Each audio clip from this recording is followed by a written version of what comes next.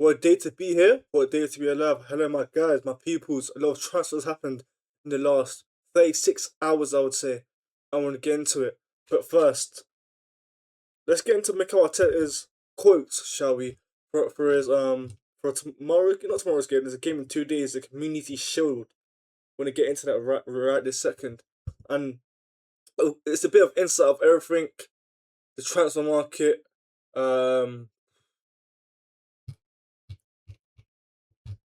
Which one's the first one we should see? Right here. Arteta's thoughts on the transfer market.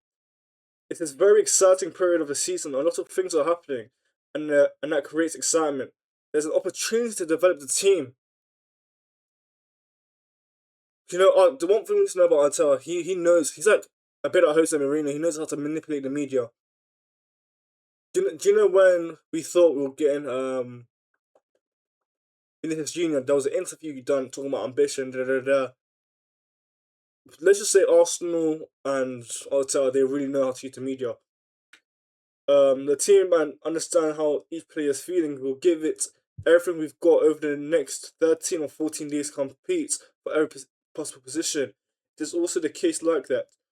There's the possibility of players leaving, likes of Ethan Nwaneri and which we'll get onto later, and Martinelli, and we'll see how the market reacts. I won't talk about specific names. The club's ambition is big, and we want to improve and develop the team. We've identified our positions that can be strengthened. Saliba will be out for a long time, which is worrying. That's why, again, we'll speak about the replacement. Arteta also said this is a big quote. We must accept that there are some players who need to leave.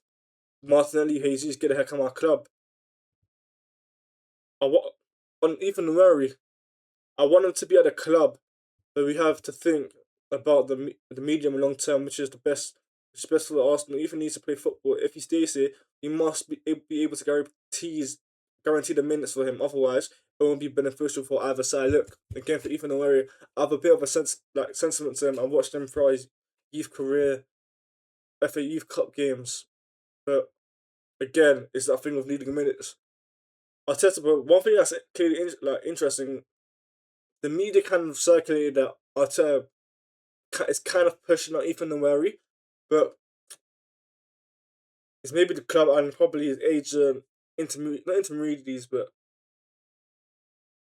people around him were suggesting what is best for the player, and I think Arteta's correct to resolve his development. He needs more minutes. I think Galatasaray, but RB Leipzig is probably his best choice. Creating monsters not monsters. Chevy Simmons is not a monster, but him, Szoboszlai, that Danny Olmo, I think he can be a player there. I think there's good development over at RB Leipzig. On transfers, he says we are trying our utmost during the next 14 days to be in the best possible position. Now, is this Arteta really saying this, or is Arteta pushing the message to the board, saying, "Hey, Andrea Berto, we need to do something." Maybe if and whiffing around, because what's so interesting in this, if you guys remember, Champions League final when we lost, when we lost the Champions League final, Arteta said we need to be fast, we need to act, and we lost Morgan Rogers because we were not fast. We lost Jeremy Munga, the 15, 16-year-old, because we were not fast. Vinicius Junior was our own choice. Now this is where everything gets interesting. Last night, around 7 o'clock, we got a bomber. We all know how Galatasaray are looking at Martinelli and Ethan Nwaneri. But the other side, Andrea Berto was looking at Osimhen, and this is key. And the source is a big source in Turkey. He said Arsenal are pushing hard for Victor Osimhen. He is a top priority for Mikel Arteta. The Ghana is confident of getting a deal done before the window closes. Galatasaray yet to set a firm price, but want to recoup at least their 70 million investment. So they paid around 70 million for him. I think we're paying around 90 to 100 million euros. If it's 100 million euros, it's like 85 what's the name? 85 thing, right? 85 million pounds. But again, it could be swap deal. Let's say Ethan Nwaneri plus a bit of money. Arsenal hold a long-standing interest in Osimhen, but he's been below Alvarez. So Julián Alvarez is our first choice striker. Atletico Madrid's 100 million plus value. That see, it's just pounds. That's important. If it was euros, it would be 85, but pounds it's to be more tricky. Valuation has so far proved to be prohibitive to Arsenal, and consideration is understood to have been given to switching targets. So yeah, again, maybe we get Osimhen, maybe get Julián Álvarez. I don't know. If we depends on the left winger position, because if we get someone in Iliman and Dayi, I would love to have Osimhen. But if we get someone like a Barcola, who is the pace on that team, Julián Alvarez will bring in Saka and Barcola into the game. So it just depends. It really depends. I'm very. It's very exciting to be an Arsenal fan because it can go very good or it can go very very shit. So yeah, but now when we move on to the centre back, with the centre backs, with a boom, with a boom. This is the big bomber. This morning here, Arsenal are interested in Jarell Quansah as the Casinda option for defence. Now this is very interesting because we're interested in Quansah, but Arsenal went back in for him for £40 million. The previous was 30 million, but Aston Villa won 60 million, so that was still below. Now Aston Villa Arsenal just looking at their options. Will link to Mark People for Atletico Madrid. And this is like the reason why this is so interesting because Arsenal are looking at money options, but as we know, we can still leave with like a Raheem Sterling on deadline day, and this is why Arsenal are panicking. I think this instinct from Arteta might have given like Arsenal fans a bit of, if you know what I mean about that, a bit of cope. Like, okay, maybe something happens. A lot of other things are happening as well. We see Enzo Fernandez, Man City, the 5 o'clock curfew basically they're putting for Man City to pay in or pay out. So yeah, it's very very good. But okay, let's look at everything tactically right now. As I said, Osimhen and Julián Álvarez is the first thing I want to discuss. Osimhen is better at everything. Maybe not shooting than Victor Osimhen. We all thought what Victor Osimhen is what Victor Gyökeres was going to do, but that's not how it turned out. We thought Victor Gyökeres would be this big, strong oof, compared to defenders, but Premier League is a different type of intensity. You can move, you can just do this, do that to Portuguese defenders, but you can't do that to Championship defenders, let alone Premier League defenders. You'll get rolled around and toughed up. And this is why it's so interesting because even though we won the league, Gyökeres was our highest goal scorer, yes. He was our highest goal scorer, yes, but was he affecting everyone else? Absolutely. Did he cost us some? No, he didn't cost us some. Could he been better and won us some games? Of course. And this is why I love Arsenal's ambitions. If there's better, we find better. That's it. Point blank. Period. If we could find better, get better. Point blank. That's it. Find better, get better. And there's a lot of Arsenal fans saying, "Oh, Iliman and Dayi." It's not hard to replace Martinelli. It's not hard at all. Go Leicester. Get some of their players. I'm joking, but you get the point. You get the rhythm. There's left wingers everywhere that can improve their position. Again, people might say Iliman and Dayi. He might be a slight worse version of Eze. Okay, cool, but we just need someone on the left wing. If that means Martinelli has to go, he goes. And what's so beautiful about transfer in the football is the if buts and maybe just on your toes, constantly looking at your phone. You've been a bit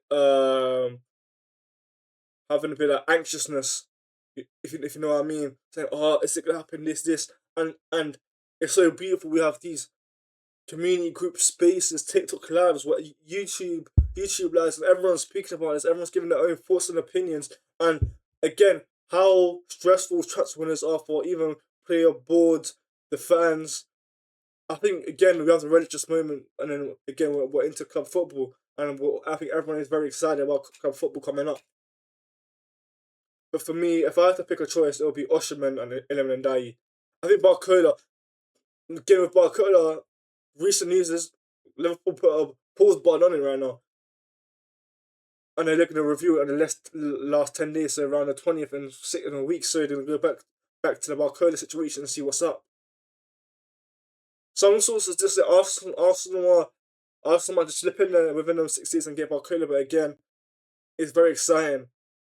It looks like Arsenal putting in work, but again, remember that anything could happen in this transfer window.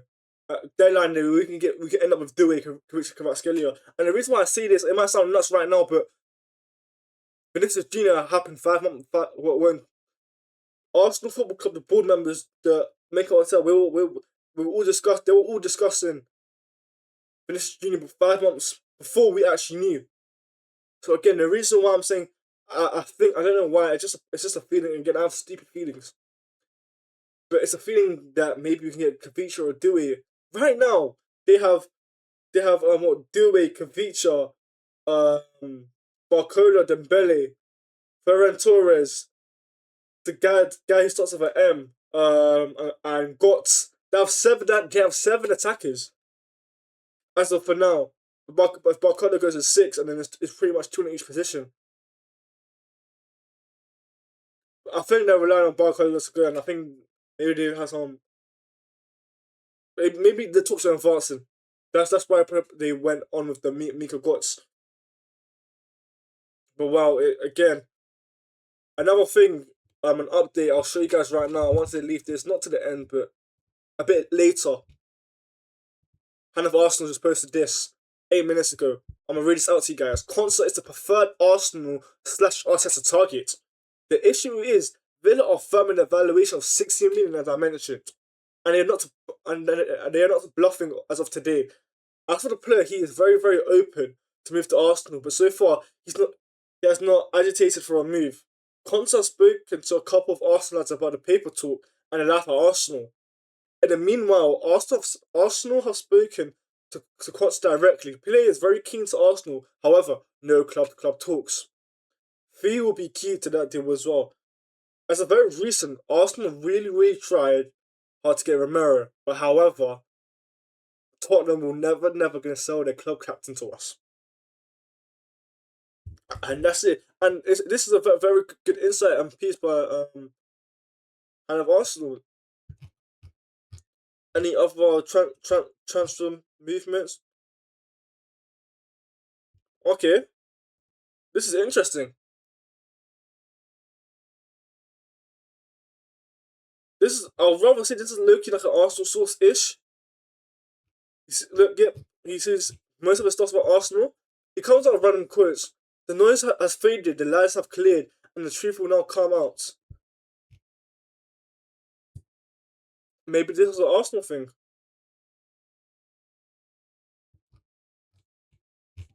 Maybe it is. Anything else? And that's really interesting. But again, one thing I do want to mention is as well. As I said, we do not know what's happening behind the scenes. I'm a bit more common than all other Arsenal fans. We actually do not know. As I said, the Vinicius Junior. Do I have faith? I do have faith, but we are so stupid that we can actually get Petroneto. That's the thing as well. As we got no anywhere week here, have to end up not being bad, as I'll mention. But we can be very stupid and cliche to get Petroneto. And this is the thing, right?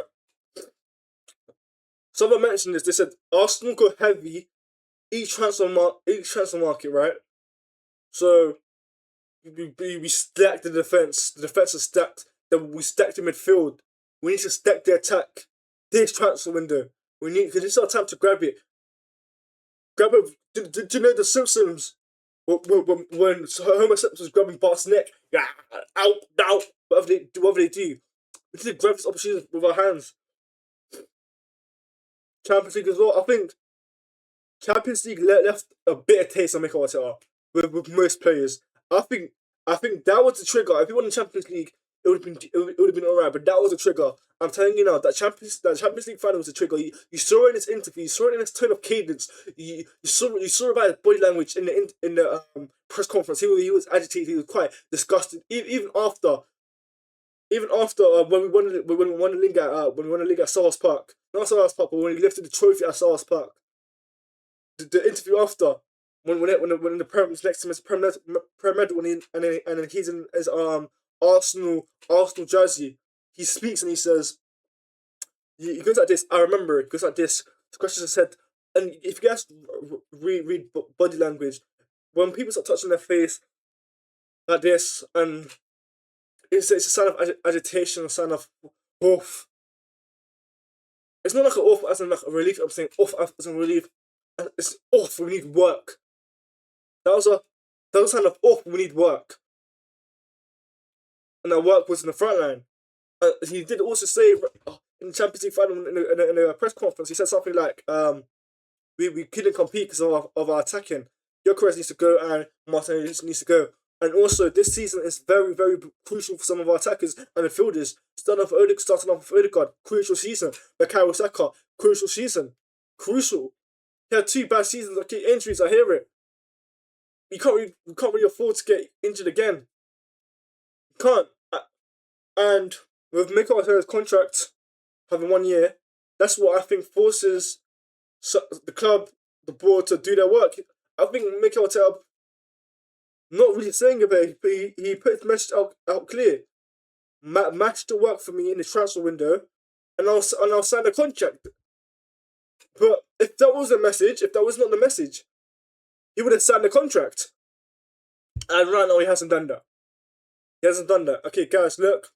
See, guys, maybe I might do a watch along on Sunday. Might do, might not. It's 50-50, but I want all your opinions about Osimhen, Álvarez, Quansah, the other Quansah.